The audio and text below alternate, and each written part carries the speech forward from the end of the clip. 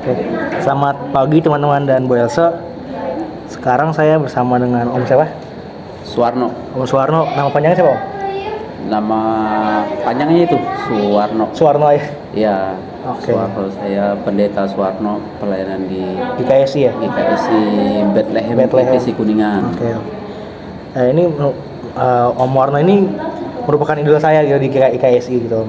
Dan, Karena ketika beliau memberikan pencerahan atau khotbah itu saya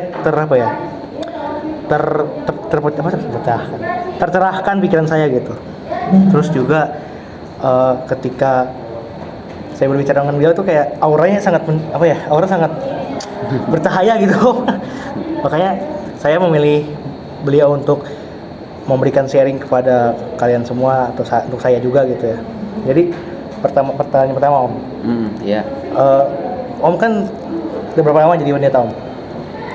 Saya pendeta kalau dihitung dari sekolah Alkitabnya dulu itu dari tahun 2000 baru itu udah lebih dari 24 tahun lebih, Om? Ya, udah kurang lebih 24 tahun masuk di dalam pelayanan.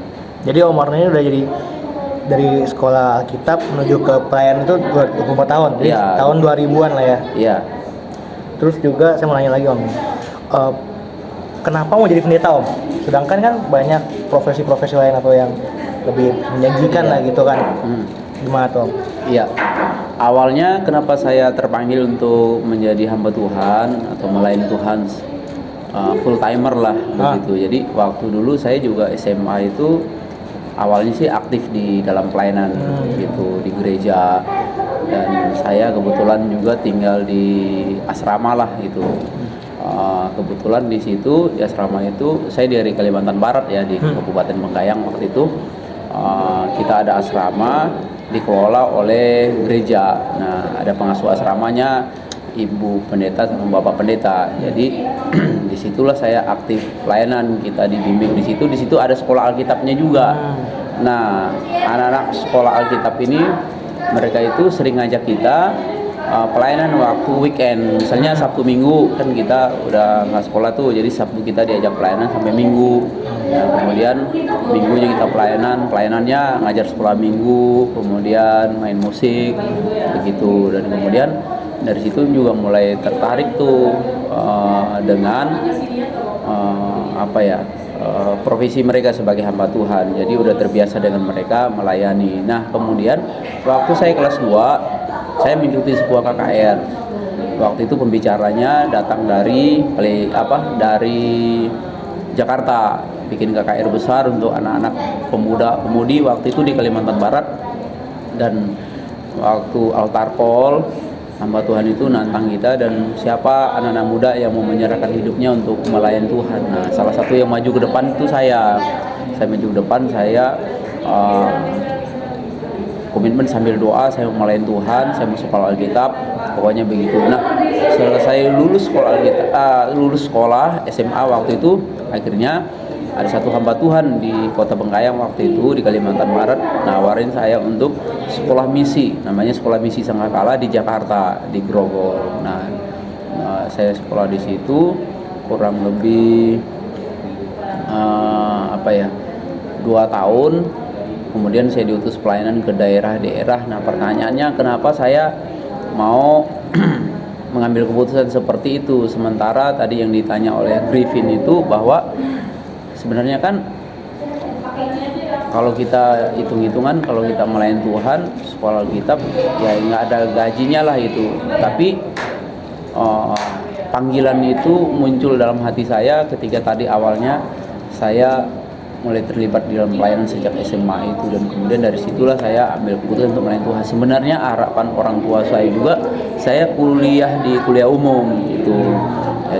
Jadi selesai kuliah saya bisa kerja. Misalnya waktu itu saya pengen jadi guru gitu. Nah, tapi karena panggilan itu, karena saya ingin melayani jiwa-jiwa, saya ingin melayani Tuhan, akhirnya saya punya keputusan sendiri bahwa saya melayani Tuhan, saya menjadi hamba Tuhan, menjadi pendeta. Akhirnya saya sekolah di Jakarta. Nah, begitu. Jadi kenapa mau, walaupun kita hitung-hitung, sebenarnya kalau kita sekolah di sekuler kan tamat kuliah, kita bisa cari kerja dan sebagainya gitu. Ya, memang mayoritas ada banyak orang mungkin berpikir seperti itu, tapi saya punya, ya saya nggak tahu ya.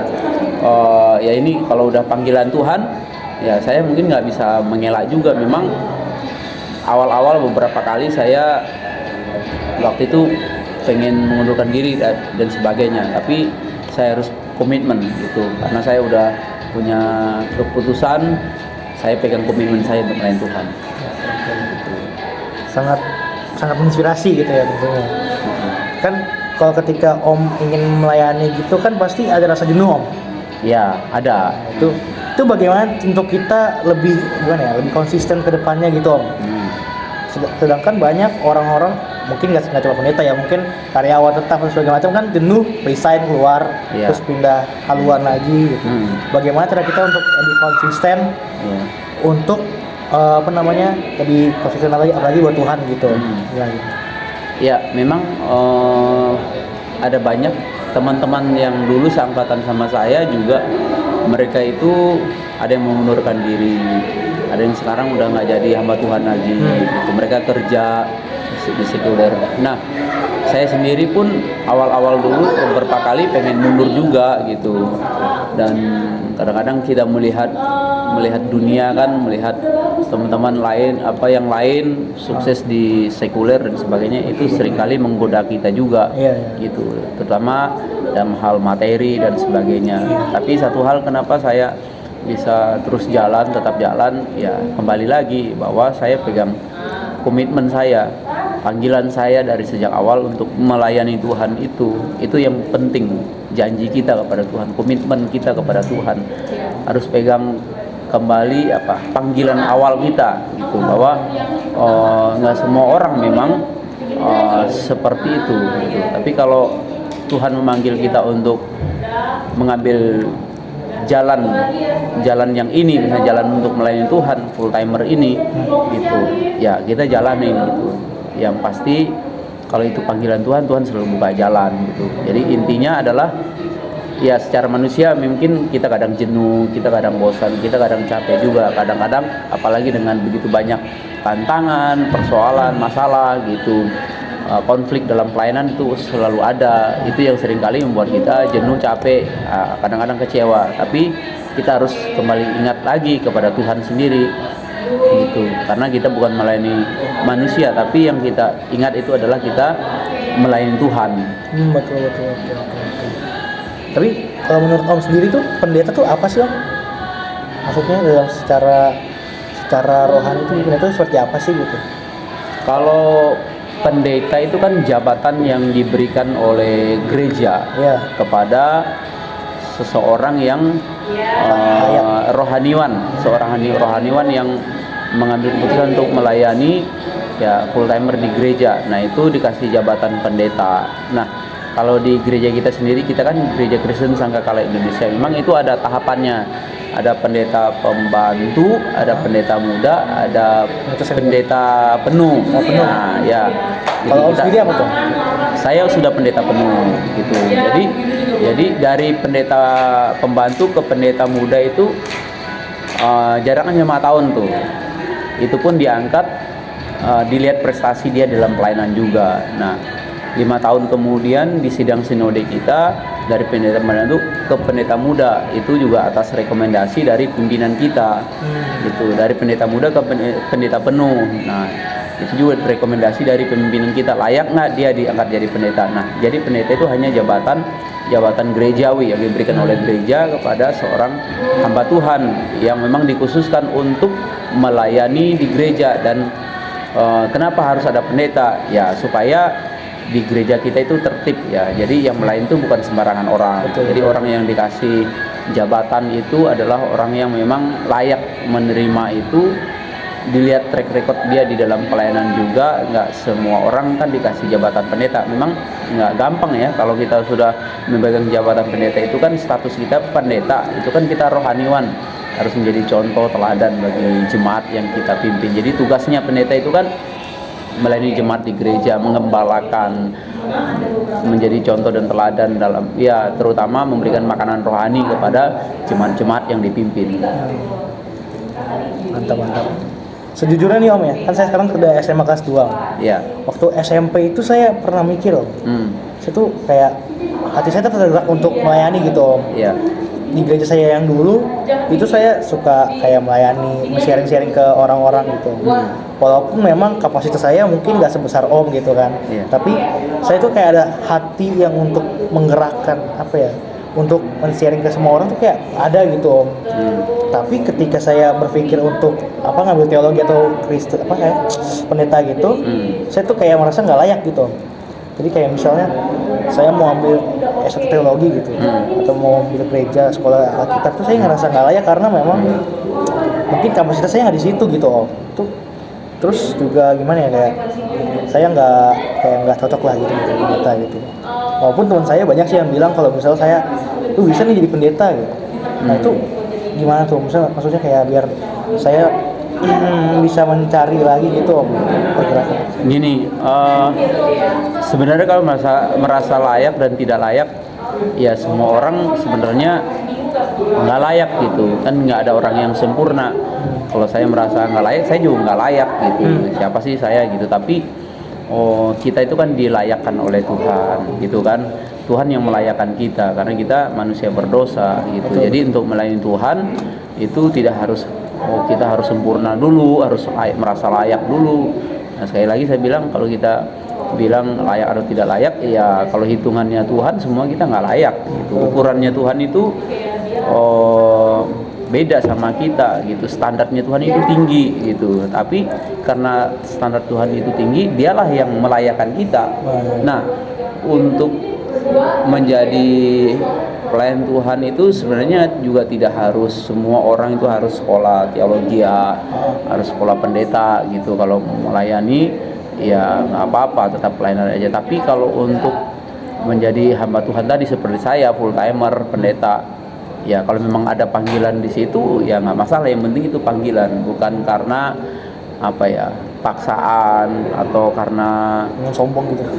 Ya coba-coba gitu kan, atau karena karena pingin ya terkenal mungkin dan sebagainya lah gitu.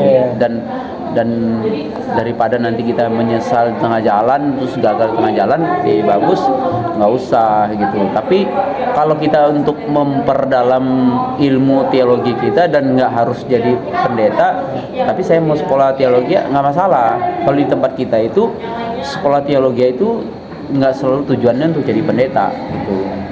Jadi tujuannya buat apa ya? Tujuannya buat kita belajar tentang belajar Alkitab lebih dalam lagi supaya ngerti pelayanan lebih lagi, nggak masalah gitu kan. Atau mau ambil yang sekolah Alkitab mungkin yang beberapa bulan itu juga bagus gitu.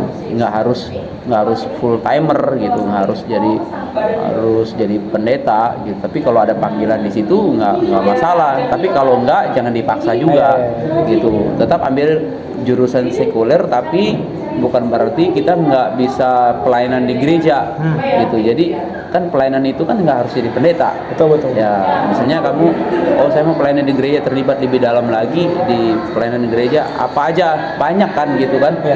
Ya bisa kan, kamu udah bisa sharing juga kemarin, bagus bisa sharing. Nah tapi tetap harus belajar sendiri juga, harus baca Alkitab gitu kan, baca renungan jadi referensi kita gitu.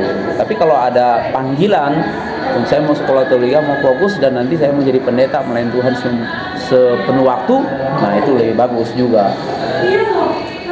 Oke, ini pertanyaan terakhir Om. Ya. Kan aku minta sarannya nih Om sebagai pendeta kan. Iya. Aku minta sarannya untuk teman-teman yang ingin menjadi pendeta atau menjadi full timer seperti Om tuh sarannya seperti apa Om?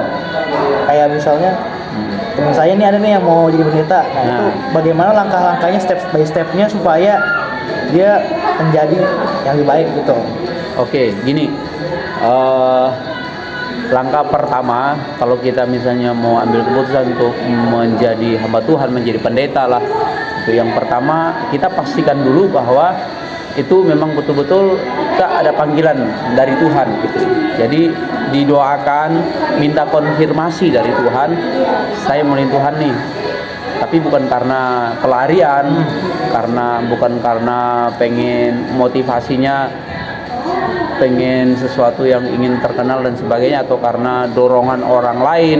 Ya dorongan orang lain sih nggak apa-apa, tapi keputusan itu ada di dalam diri kita. Jadi pertama itu kita doa dulu, pastikan ini panggilan dari Tuhan apa bukan, supaya nanti kita nggak menyesal di tengah jalan. Nah, dan kedua adalah kita harus tahu dulu bahwa jadi pendeta itu tanggung jawabnya lebih besar. Besar itu karena jabatan pendeta kan jabatan rohaniwan. Kita itu mesti ya setidaknya cara hidup kita harus bisa jadi contoh dan teladan buat orang lain gitu kan, karena kita pendeta. Dan kemudian kita harus siap lihat ke depannya itu nggak jadi pendeta itu nggak seperti kita kerja di sekuler gitu. Kita harus siap menderita, siap pikul salib gitu kan, siap apa ya itu tadi Tuhan Yesus bilang pikulah kuk yang kupasang padamu gitu kan. Nah jadi hal-hal seperti itu kita mesti siap, karena nggak semua pendeta yang kita bayangkan sekarang kayaknya pendeta itu enak ya, dia terkenal gitu sih ya, nggak seperti itu sebelumnya.